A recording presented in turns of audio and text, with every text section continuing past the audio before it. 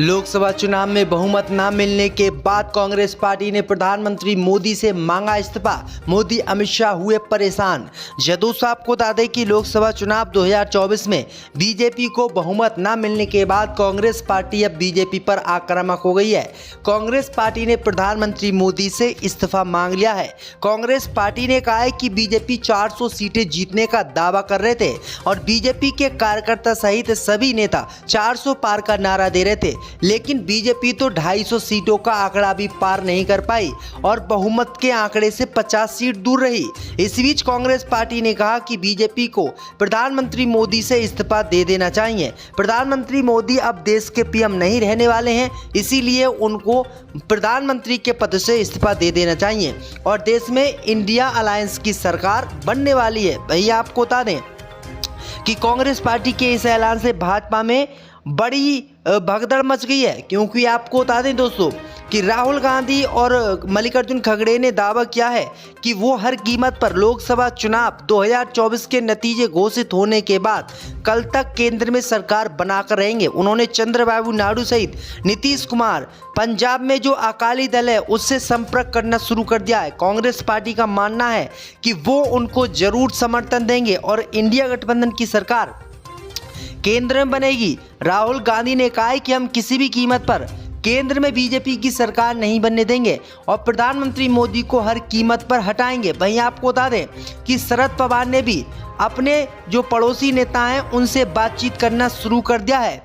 शरद पवार का कहना है कि वो जल्दी बातचीत करके बीजेपी को प्रधानमंत्री के पद से हटवाएंगे। वहीं आपको बता दें कि अब तक के आए नतीजों में बीजेपी को मात्र 238 सीटें ही मिली हैं और जो उसके सहयोगी दल हैं उनको सीटें मिलाकर 274 सीटें बीजेपी को मिल गई हैं। इंडिया गठबंधन को 248 सीटें मिली हैं और अन्य के खाते में 21 सीटें गई हैं। अगर अन्य की सीटें जोड़ ली जाएं तो दोस्तों 270 सीटों के लमसम जो है इंडिया गठबंधन भी पहुंच जाएगा। वहीं आपको बताएं दोस्तों कि महाराष्ट्र में कांग्रेस पार्टी के इंडिया गठबंधन ने भाजपा को धूल चटा दी। यहां 28 सीटें इंडिया गठबंधन ने जीती हैं और भाजपा को 19 सीटों पर ही समेट दिया है। बिहार में जो है दोस्तों, बिहार में सबसे बड़ा धोखा कांग्रेस पार्टी को मिला है। बिहार में अब तक के आए नतीजों में कांग्रेस पार्टी को ज़्यादा बढ़त नहीं मिली है।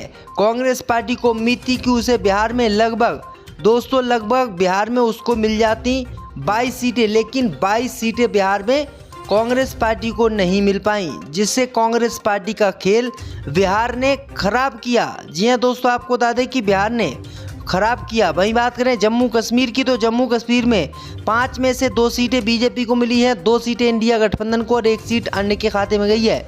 हिमाचल प्रदेश में 4 में से 4 की 4 सीटें बीजेपी ने जीत ली हैं। गोवा में 2 सीटें हैं, दोनों में से 1-1 इंडिया गठबंधन, 1 सीट बीजेपी को मिली है। वहीं त्रिपुरा की बात करें तो त्रिपुरा में दोनों सीटें बीजेपी ने जीत ली हैं। अरुणाचल प्रदेश में 2 सीटें थी, दोनों बीजेपी के खाते में गई हैं। मणिपुर में 2 सीटें थी, दोनों इंडिया गठबंधन के खाते में गई हैं। उड़ीसा में जो है बीजेपी ने अच्छा प्रदर्शन किया है। तमिलनाडु में भाजपा को धूल कांग्रेस पार्टी ने चटा दी है। यहाँ पर 39 में से 38 सीटें कांग्रेस पार्टी ने जीत ली है। वहीं आपको बता दें कि इन्हीं बलबूतों के बीच जो है राहुल गांधी ने दावा कर दिया है कि वो इंडिया गठबंधन की सरकार केंद्र में बनाएंगे और जो विपक्षी पार्टियां हैं जो बीजेपी के साथ गठबंधन से लड़ रही थी वो उनके साथ आएंगी। वहीं बिहार की बात करें दोस्तों, तो बिहार में 40 में से 32 सीटें बीजेपी को मिली हैं, 8 सीटें इंडिया अलायंस को मिली हैं। मध्य प्रदेश में 29 की 29 सीटें बीजेपी ने जीत ली है। कर्नाटक में 28 सीटें थी, 28 में से 18 बीजेपी को, 10 सीटें इंडिया गठबंधन को। गुजरात में 26 सीटें थी, 26 में से 25 बीजेपी को मिली है, 1 सीट इंडिया गठबंधन को। राजस्थान में 25 सीटें हैं, 25 में से 13 सीटें ही बीजेपी जीत पाई, जबकि 12 सीटें इंडिया गठबंधन के साथ गई हैं। पश्चिम बंगाल में भाजपा का सुपड़ा साफ हो गया। पश्चिम बंगाल में 42 में से 32 लोकसभा सीट टीएमसी ने जीती हैं, यानी इंडिया गठबंधन ने जीती है। बीजेपी 9 सीट जीत पाई है, 1 सीट कांग्रेस पार्टी ने जीती है। उत्तर प्रदेश की बात करें तो उत्तर प्रदेश में 80 सीटें हैं, 80 में से 34 बीजेपी जीत पाई है, जबकि 45 लोकसभा सीट इंडिया गठबंधन ने जीती हैं और 1 सीट अन्य के खाते में गई है। यानी आपको बता दें कि उत्तर प्रदेश में बुरी तरीके से भाजपा हारी है और इसी हार को देखते हुए राहुल गांधी और कांग्रेस पार्टी ने प्रधानमंत्री मोदी से इस्तीफे की मांग कर दी है। अब देखते हैं कि प्रधानमंत्री मोदी प्रधानमंत्री के पद से इस्तीफा देते हैं या नहीं? आपको क्या लगता है, प्रधानमंत्री मोदी देश के पीएम होने चाहिए या नहीं? हमें कमेंट करके ज़रूर बताएं। लोकसभा चुनाव में बहुमत न मिलने के बाद कांग्रेस पार्टी ने प्रधानमंत्री मोदी से मांगा इस्तीफा। मोदी अमित शाह हुए परेशान। जदयू को बता दें कि लोकसभा चुनाव 2024 में बीजेपी को बहुमत न मिलने के बाद कांग्रेस पार्टी अब बीजेपी पर आक्रामक हो गई है।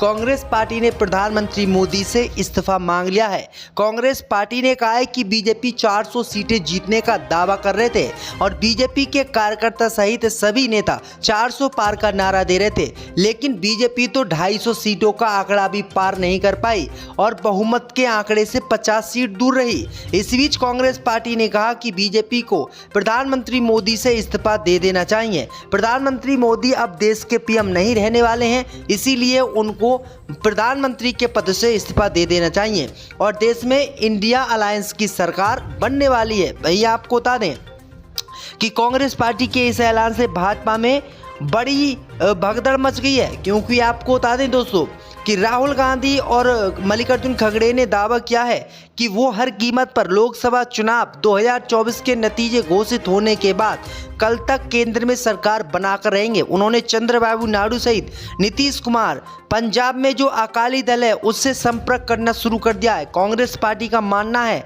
कि वो उनको जरूर समर्थन देंगे और इंडिया गठबंधन की सरकार केंद्र में बनेगी। राहुल गांधी ने कहा है कि हम किसी भी कीमत पर केंद्र में बीजेपी की सरकार नहीं बनने देंगे और प्रधानमंत्री मोदी को हर कीमत पर हटाएंगे। वहीं आपको बता दें कि शरद पवार ने भी अपने जो पड़ोसी नेता हैं उनसे बातचीत करना शुरू कर दिया है।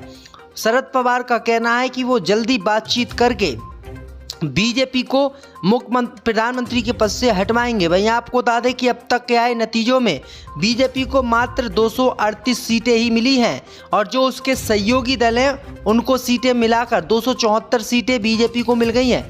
इंडिया गठबंधन को 248 सीटें मिली हैं और अन्य के खाते में 21 सीटें गई हैं। अगर अन्य की सीटें जोड़ ली जाएं तो दोस्तों 270 सीटों के लमसम जो है इंडिया गठबंधन भी पहुंच जाएगा। वहीं आपको बताएं दोस्तों कि महाराष्ट्र में कांग्रेस पार्टी के इंडिया गठबंधन ने भाजपा को धूल चटा दी। यहां 28 सीटें इंडिया गठबंधन ने जीती हैं और भाजपा को 19 सीटों पर ही समेट दिया है। बिहार में जो है दोस्तों, बिहार में सबसे बड़ा धोखा कांग्रेस पार्टी को मिला है। बिहार में अब तक के आए नतीजों में कांग्रेस पार्टी को ज़्यादा बढ़त नहीं मिली है। कांग्रेस पार्टी को उम्मीद थी कि उसे बिहार में लगभग बिहार में उसको मिल जाती 22 सीटें, लेकिन 22 सीटें बिहार में कांग्रेस पार्टी को नहीं मिल पाई, जिससे कांग्रेस पार्टी का खेल बिहार ने खराब किया। जी हाँ दोस्तों, आपको बता दें कि बिहार ने खराब किया। वहीं बात करें जम्मू कश्मीर की, तो जम्मू कश्मीर में 5 में से 2 सीटें बीजेपी को मिली हैं, 2 सीटें इंडिया गठबंधन को और 1 सीट अन्य के खाते में गई है। हिमाचल प्रदेश में 4 में से 4 की 4 सीटें बीजेपी ने जीत ली हैं। गोवा में 2 सीटें हैं, दोनों में से 1-1 इंडिया गठबंधन, 1 सीट बीजेपी को मिली है। वहीं त्रिपुरा की बात करें तो त्रिपुरा में दोनों सीटें बीजेपी ने जीत ली हैं। अरुणाचल प्रदेश में 2 सीटें थी, दोनों बीजेपी के खाते में गई हैं। मणिपुर में 2 सीटें थी, दोनों इंडिया गठबंधन के खाते में गई हैं। उड़ीसा में जो है बीजेपी ने अच्छा प्रदर्शन किया है। तमिलनाडु में भाजपा को धूल कांग्रेस पार्टी ने चटा दी है। यहाँ पर 39 में से 38 सीटें कांग्रेस पार्टी ने जीत ली है। वहीं आपको बता दें कि इन्हीं बलबूतों के बीच जो है राहुल गांधी ने दावा कर दिया है कि वो इंडिया गठबंधन की सरकार केंद्र में बनाएंगे और जो विपक्षी पार्टियां हैं जो बीजेपी के साथ गठबंधन से लड़ रही थी वो उनके साथ आएंगी। वहीं बिहार की बात करें दोस्तों, तो बिहार में 40 में से 32 सीटें बीजेपी को मिली हैं, 8 सीटें इंडिया अलायंस को मिली हैं। मध्य प्रदेश में 29 की 29 सीटें बीजेपी ने जीत ली है। कर्नाटक में 28 सीटें थी, 28 में से 18 बीजेपी को, 10 सीटें इंडिया गठबंधन को। गुजरात में 26 सीटें थी, 26 में से 25 बीजेपी को मिली हैं, 1 सीट इंडिया गठबंधन को। राजस्थान में 25 सीटें हैं, 25 में से 13 सीटें ही बीजेपी जीत पाई, जबकि 12 सीटें इंडिया गठबंधन के साथ गई हैं। पश्चिम बंगाल में भाजपा का सुपड़ा साफ हो गया। पश्चिम बंगाल में 42 में से 32 लोकसभा सीट टीएमसी ने जीती हैं, यानी इंडिया गठबंधन ने जीती है। बीजेपी 9 सीट जीत पाई है, 1 सीट कांग्रेस पार्टी ने जीती है। उत्तर प्रदेश की बात करें तो उत्तर प्रदेश में 80 सीटें हैं, 80 में से 34 बीजेपी जीत पाई है, जबकि 45 लोकसभा सीट इंडिया गठबंधन ने जीती हैं और 1 सीट अन्य के खाते में गई है। यानी आपको बता दें कि उत्तर प्रदेश में बुरी तरीके से भाजपा हारी है और इसी हार को देखते हुए राहुल गांधी और कांग्रेस पार्टी ने प्रधानमंत्री मोदी से इस्तीफे की मांग कर दी है। अब देखते हैं कि प्रधानमंत्री मोदी प्रधानमंत्री के पद से इस्तीफा देते हैं या नहीं। आपको क्या लगता है, प्रधानमंत्री मोदी देश के पीएम होने चाहिए या नहीं? हमें कमेंट करके ज़रूर बताएं।